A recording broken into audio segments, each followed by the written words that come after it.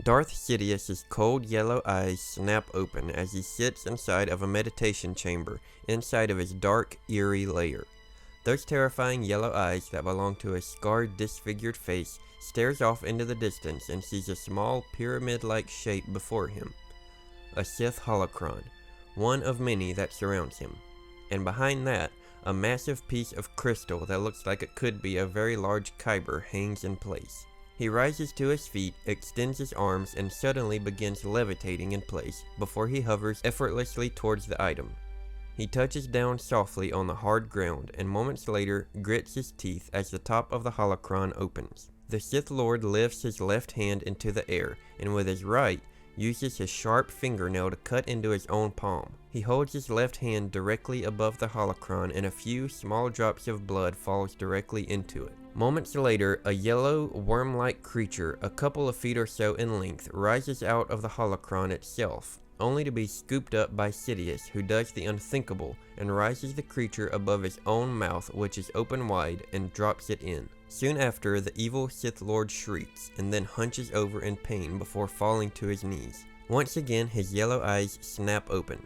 Suddenly, dark, faceless forms with glowing eyes appear from behind him. Sidious rises and touches his hands to the large crystal before him, and from the tips of his fingers, lightning emerges.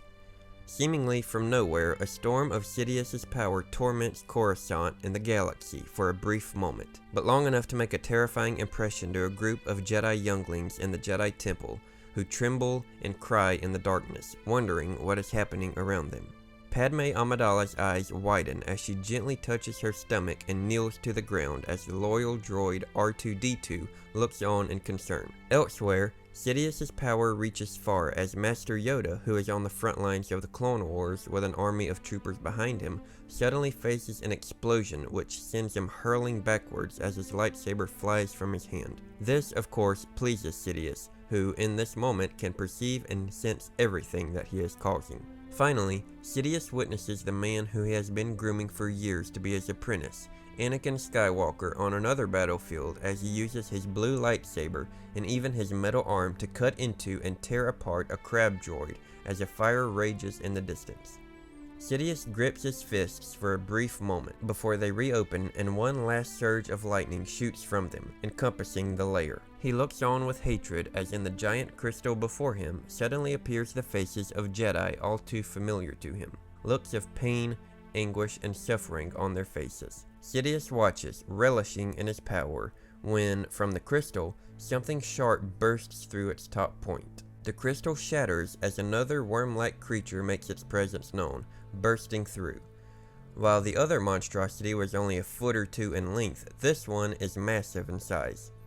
It rages. Sidious removes the hood of his dark cloak and screams out at the creature, lifting his arms into the air in acceptance as the huge being opens its mouth and bites down on the Sith Lord and then swallows him whole. However, the lightning emerges once again, this time shooting through the giant creature, who fries and moments later turns to ash and crumples to the cold, hard ground. But from inside of it, a dark figure emerges. Darth Sidious calmly walks away from the disturbing sight out of his dark lair and into the presence of his loyal red guards, now wearing the face not of Darth Sidious, but that of the kind, friendly, fatherly Chancellor Palpatine that everyone else knows him as, except only for his right eye, which for a brief moment still shines Sith yellow.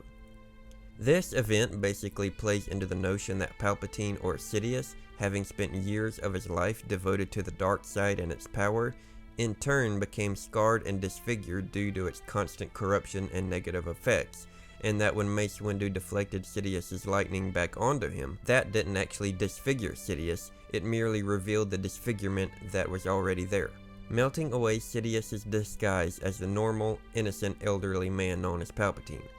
Whether or not this is really true, I think it's a cool idea and it's fun to think about.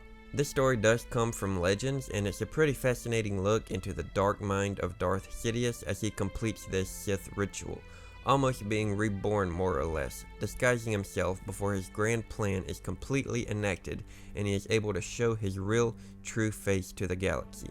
I hope you guys enjoyed this video. I think it's a really interesting idea and concept, so let me know what you all think in the comments down below. I will see you soon, and until then, may the Force be with you.